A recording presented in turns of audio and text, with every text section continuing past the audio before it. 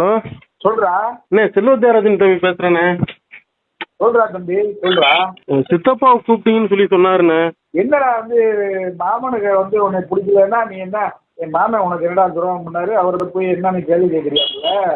என்ன அதாவது குடும்பத்துக்கு தொடர்ந்து கேட்டா, நீ எல்லாம் உன் குடும்பத்துக்கு நீ பிறக்கிறதுக்கு முன்னாடியே பிடிச்சி உன் குடும்பத்துக்கு என் குடும்பம் உதவி செஞ்சிருக்குது, சரியா?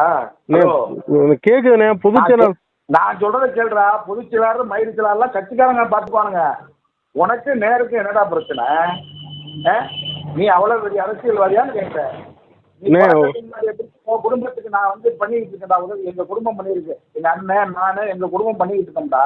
நீ எல்லாம் பிறந்தறியா புறக்கறியா தெரியல. உன் அப்பன்ட்ட கேளு, குணசேகரன் தம்பு ரவிச்சந்திரன் தம்பு எப்படின்னு கேள்றா.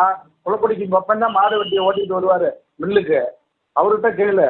அதை விட்டுட்டு இன்னைக்கு நீ அவரை போய் நீ யாருன்னு கேள்வி கேட்டு நீ போடுறேன்னு சொன்னா என்னடா அர்த்தம்? அது பொதுச் செயலாளர் பேசணும் தானே நான் போட்டேன். பொதுச் செயலாளர் பேசினா நாட்டுல ஆளே இல்லையான்னு, பொதுச் செயலாளர் பேசினா இந்த தொகுதியில் ஆள் இல்லையான்னு, நீ மட்டும் தான் ஆளான்னு. ஏன் இளங்கோவை போட்டாரா பொதுச் செயலாளர் பேசினதுக்கு? இளங்கோவை போடலாம்ல, சிவபதி போடலாம்ல, செல்வராஜ் போடலாம்ல.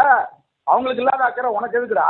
பொதுச் செயலாளர் பேசிட்டாரு, சீட்டு வாங்கின இளங்கோ எல்லாமே அவர் தானே. அவரு இருக்காரு, இவர் இருக்காரு, செல்வராஜ் இருக்காரு, சிவபதி இருக்காரு, அண்ணாவி இருக்காரு, பூனாட்சி இருக்காரு, வளர்மதி இருக்காரு, பரஞ்சோதி இருக்காரு, எல்லாருமே இருக்காங்க. திருச்சி மாவட்டத்தில் உனக்கு மட்டும் தான் நிற்கிறாடா.